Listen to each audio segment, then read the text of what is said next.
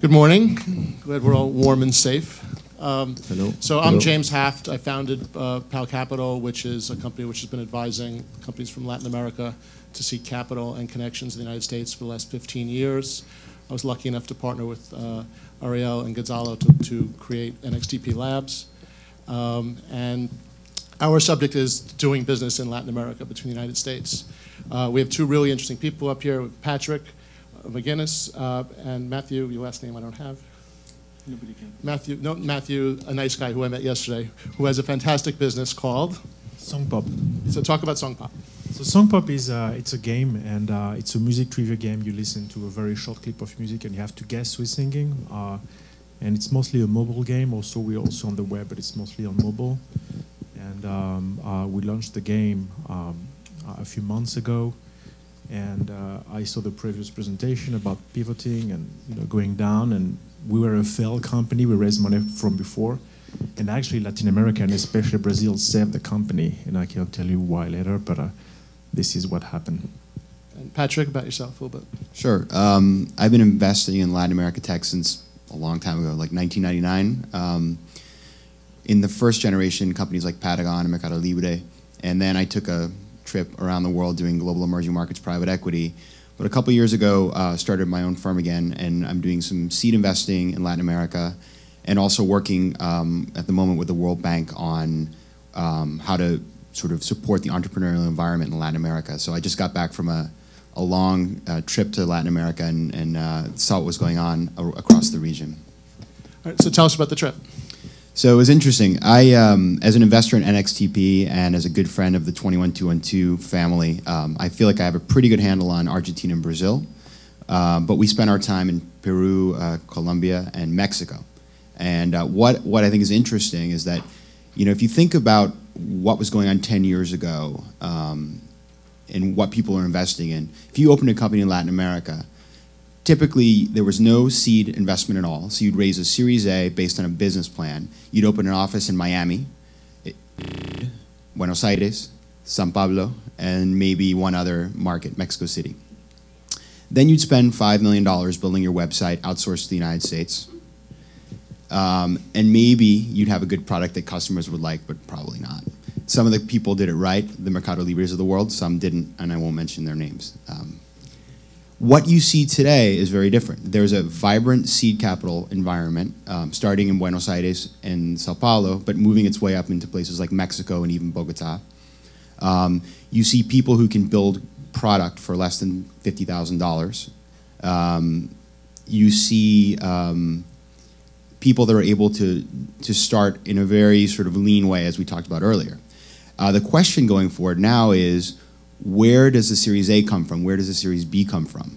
And I think that's one of the big sort of overlying questions in the region. And as a result, the local governments, whether they be Colombia, Mexico, Brazil, are trying to really invest in creating an entrepreneurial environment. And so I think what we're going to see in the next 3 to 5 years is that there's going to be a lot more capital that's going to be within the region, and there's going to be a lot more support for entrepreneurs. And so, whether it's Startup Chile or all the, what they're doing in Colombia with Impulsa, I think it's a very positive environment for entrepreneurs. So one of the interesting questions to me has always been whether Latin America can be its own market or whether it needs to be part of a bigger market. Can you be successful in Latin America, or do you need to be a successful company that's global that began in Latin America? So Matthew, what's your experience been? So we launched Songpop globally in the beginning of May, and for some reason it took off big time first in Brazil, and it really saved the company. We were just 2 weeks away from the cash wall, and we didn't know what to do, so we launched the game, and it took off. We became almost overnight like a cultural phenomenon in Brazil. It was Friday, we had 10 users, and the next Wednesday we had hundreds of thousands of users in the country, and then it spread in other Latin American countries, and then it spread outside Latin America, especially the US, which has become our biggest market today in Western Europe. So, and we used, during this time, during the past 5 months, we used Latin America and especially Brazil as a test bed or guinea pig for testing new features, testing new ways of monetizing the game, because we had a constraint. We were not making a lot of money with advertising, in Latin America. The eCPM are very, very low. The fill rate was also very low. So we had to come up with ideas on how do we monetize the game, and we came up with an idea about sponsorship and how we can customize the game for advertisers, because advertisers, especially in Brazil, they came to us and they wanted us to do this. So we worked with them and we came up with a solution that we tested first in Brazil, and then we expanded this solution to outside, especially in the US, where we're making a lot of money on this. So for us, Latin America, it was a surprise. We never expected the game to start, to grow very big in Latin America first, and then to grow outside this region, but this is what happened. And I think that the reason why it took off very big there is it's because you have this combination of social, which is very strong, Facebook and Twitter, and also mobile. And if you combine the two together, you have something that can be very, very, very big. And I've been doing internet and web companies for the past 18 years. And about a year ago, I realized that the web is, it's not dead, but the web is not the future. What is the future is really mobile and social. So we had to learn everything from scratch. It's, if you do mobile and social, SEO, SEM doesn't matter anymore. You can forget about this. Domain name, it doesn't matter. So you really have to start from scratch. And I think if you can take advantage of mobile and social, then you can grow in Latin America and also in other parts of the world, not just Latin America. How do you find users? So we found users, first of all, the game grew, just to give you an idea, we grew from 0 to 60 million users in about 4 months with no marketing. We had no money, we were bankrupt, we had nothing. And everything was really word of mouth, real word of mouth, so people take their phone and they show it to their friends when they meet. And also we took advantage of something called the Open Graph from Facebook. So even when you play on mobile phones, on your iPhone, for example, it will publish stuff on your Facebook profile. So that's how we grow. And another way of growing, especially in Brazil, where we were taking advantage of Twitter, which is very big. And initially people were using Twitter or even Instagram to post pictures of themselves playing in the game or to talk about the game. And this is how we grew initially with $0 in marketing. And Patrick, what are investors looking for? And are investments coming locally or globally? And does it matter what stage of the business you're in? It's interesting. I think there's a macro answer to that question, and then there are a bunch of micro answers. So if you think about where the funding is in the region today, if you look at a market like Argentina, there are a couple of local VC firms.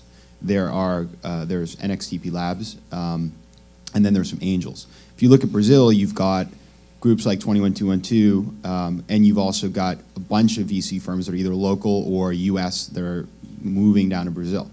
If you look at Mexico, you have angel networks like Angel Ventures, which is raising a co-investment fund. And you've got a huge initiative by the government through NAFIN, Nacional Financiera, which is really focused on the early stage part of the market. But what I think is still tricky in any of those places is that the angel investment community oftentimes is not quite prepared for the level of risk that is inherent in the kind of companies that people invest in. So you may have an angel investor come in looking at a company that is very early in its revenue curve that wants to buy 75% of the business. And obviously that's not attractive to entrepreneurs. So there is a level of education that's taking place, and it's being led by the accelerator, and it's being led by a group like Angel Ventures, that's going to be important. I think when you look at Latin entrepreneurs coming to a place like San Francisco or New York City, I think there is maybe a misperception that I've seen among certain people that if they bring their company to the United States, all of a sudden there'll be sort of financing coming out of the windows and lying around in the streets. That it's sort of reasonably easy to get financing.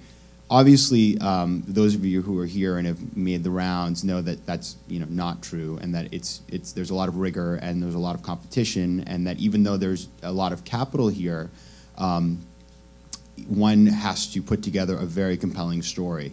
I sort of think about raising capital like running for political office. And if you think about it, and I think the best person I've seen do this in Latin America is Diego Saez-Gil from We Hostels, who I think is speaking later. Diego is a little bit like a Barack Obama figure for me, because he is somebody who came out of the region, I had not heard of before, and I met him, and he had a clear story. He had a narrative. He had a product that was differentiated. He was able to build a coalition of people, and he was able to raise capital. And the reason he was able to do that is because he chose a sector, travel, where he was able to identify a coalition of thought leaders.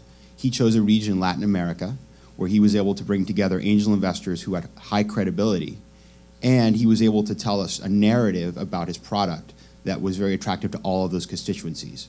So I think it's really a combination of picking the right group to go after, being able to tell your story in a very concise and cohesive way, and then going around and building that coalition of investors.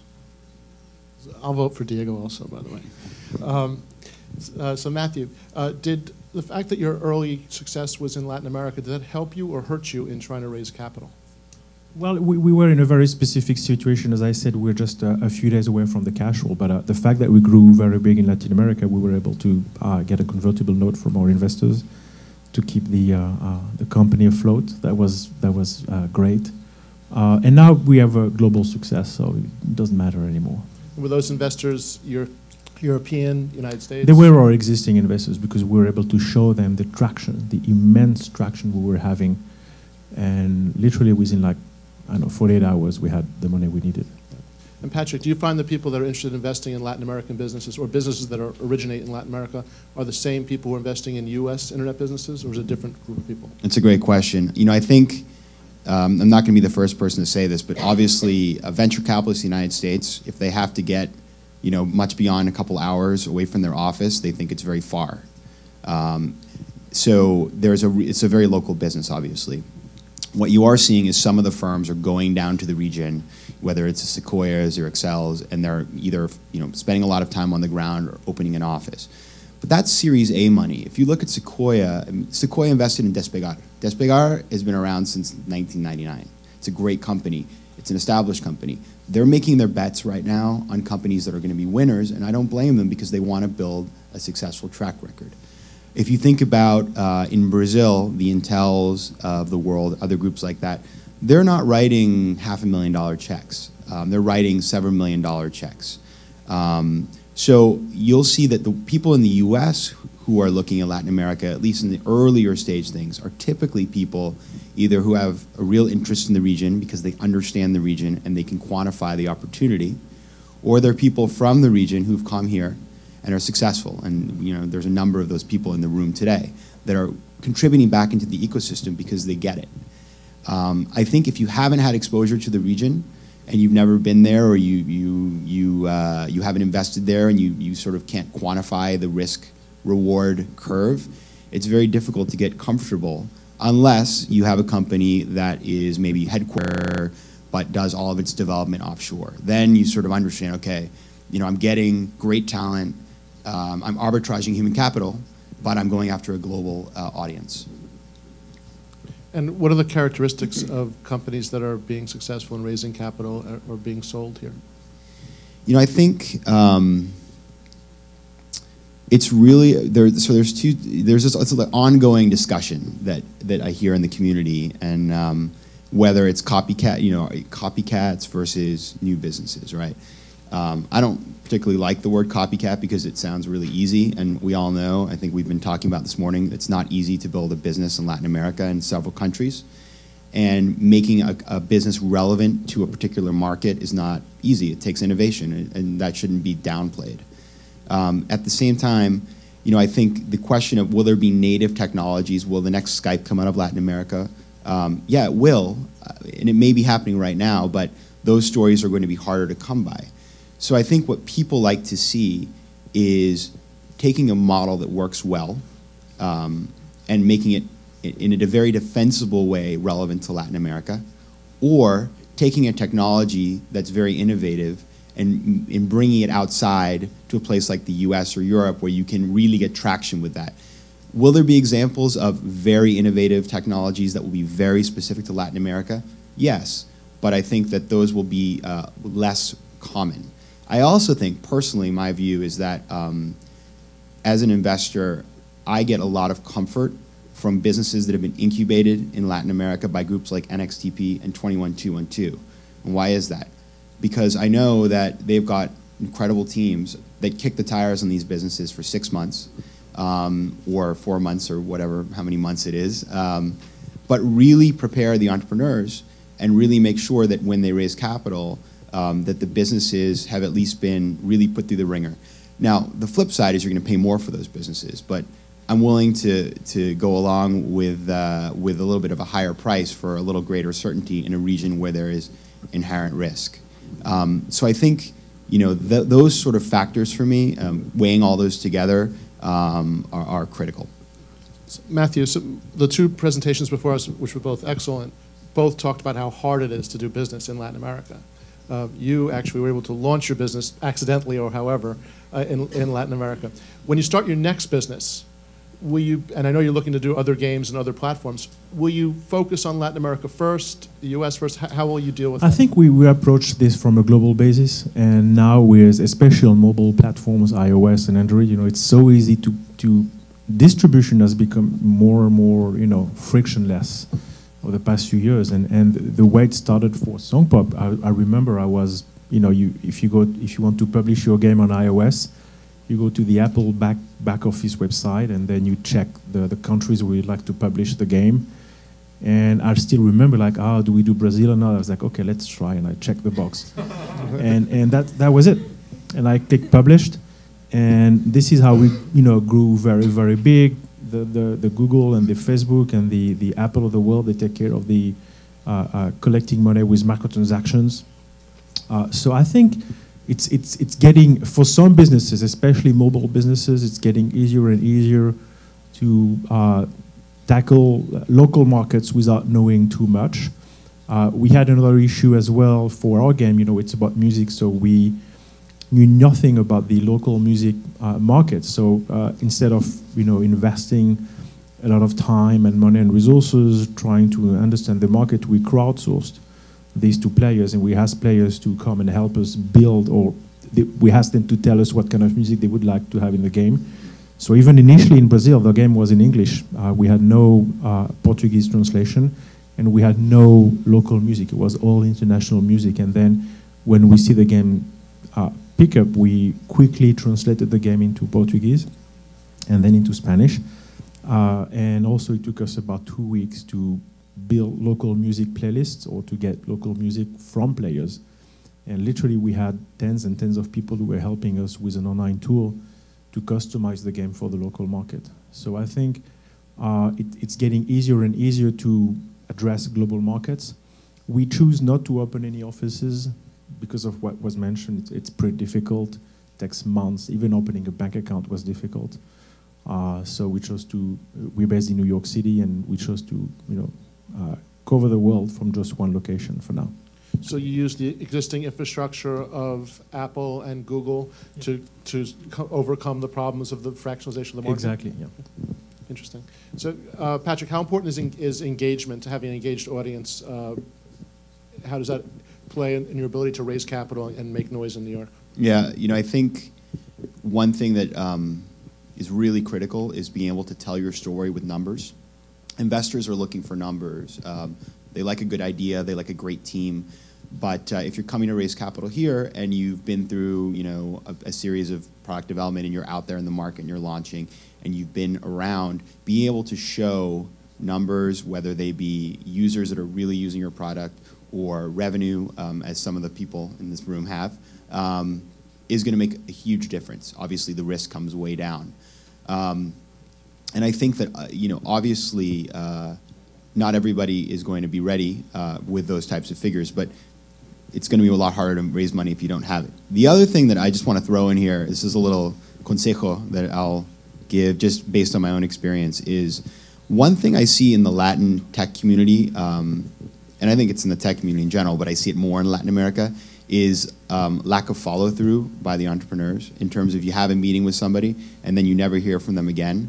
So it's not just engagement of your users, but it's engagement of yourself with the people that you're talking to and making sure, you know, if I make a connection for you to somebody in the Valley or somebody at a corporate that can help you, and I never hear back from you, you know, I remember that, and I think a lot of people do. So I would, I'm on the internet broadcasting globally right now, and I'd like to encourage all Latin entrepreneurs to really follow through with the people that they meet with, because I think it would really, it'll make a difference in the ecosystem.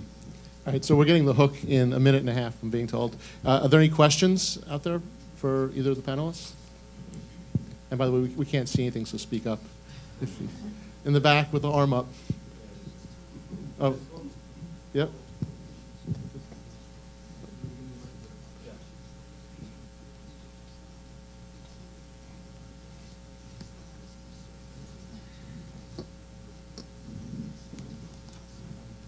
All right, say who you are and where you're from. When you...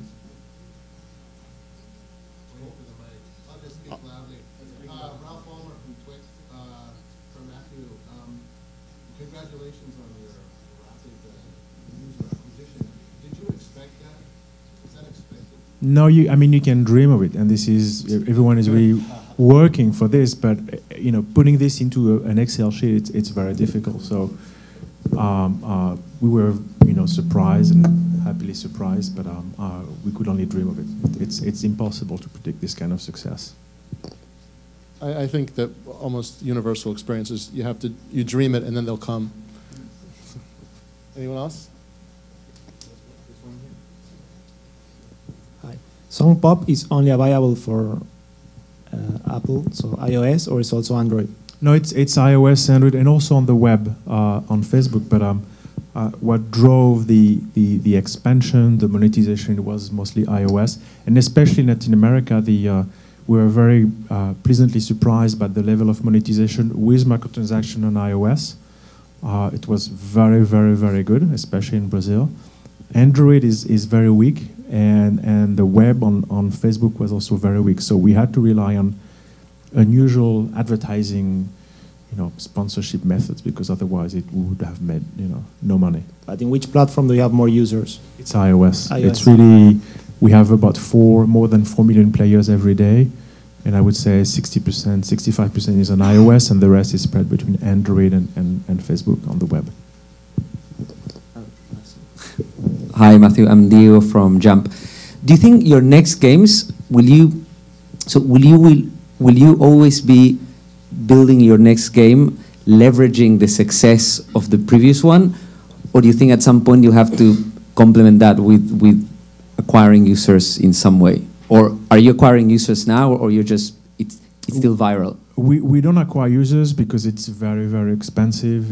I don't know about Latin America, but in the US, it's, you know, $1.5, $2, and you'd need a very, very big customer lifetime value to compensate for this. So it's pretty difficult. So we'd rather use viral techniques, and it's free. And when you have one successful game, the idea is to have another one so that you can do cross promotion. So you move players from one game to another, and you recycle the users, so it's cheaper. Eventually, maybe we'll do a bit of user acquisition, but we'd rather rely on free user acquisition for now. We can do better than the 1.5, so you can get in touch with us. Okay, so there's the connection we're supposed to make. So do we have time for another question? Or? Okay. Patrick, you were saying as an investor at seed level, what's your opinion on valuations in Brazil, Mexico, Argentina, compared to the US even? It's a great question. Well, they're all over the board. I've seen very high valuations in all those places, and it seems like they're not going down anytime soon, we hope. But, you know, I think Brazil, I'm hearing numbers coming out of Brazil, they sound very high, to the point where it may be to the detriment of the company. Raising your first round of capital too expensively is not a good idea, because you're setting yourself up for down rounds if things don't work out exactly as you would hope. I think places like Mexico still have pockets of value. Colombia is a little under the radar, but great companies in the region, because you know, you've got pent up demand. Great companies are gonna sort of attract pretty high valuations on a global level. And what's interesting is mediocre companies may not get any capital at all. So it's sort of a feast or famine situation. And the evolution of Series A and B, do you think you had an opinion on that, but you didn't say exactly? So you've got, as I alluded to earlier, a growing amount of seed capital, and this is one of the things that we focused on in this last trip. Look at a country like Mexico. You've got a group like a Latinidea that'll do a $3 to $4 million round once you've got some revenue, and you've got a couple other groups in that space. But then that's kind of it. And so you have the option of raising locally or going to the Valley, where you got to get people's attention among tons of deals from all over the world, or coming to New York. So I think there will be great companies that will raise Series A and B pretty easily, but I think the real question that I have anyway is, outside of Brazil, where there are at least 4, 5, 6, 7 players, where are you going to get your Series A and B investment from? And there are funds that are being raised in the region, whether it's Amerigo or some of the incubators that are going to raise some capital that will address that problem. And I think it's the right answer, because you've got to create runway to go into the A's and the B's and have leading investors that are close to the companies. But the capital is still being raised. So I think it's an open question. I look at businesses both in the U.S. and Latin America for investment purposes, and I would say the earlier stage you are, the bigger the arbitrage between the valuation in the U.S. or the Latin American company.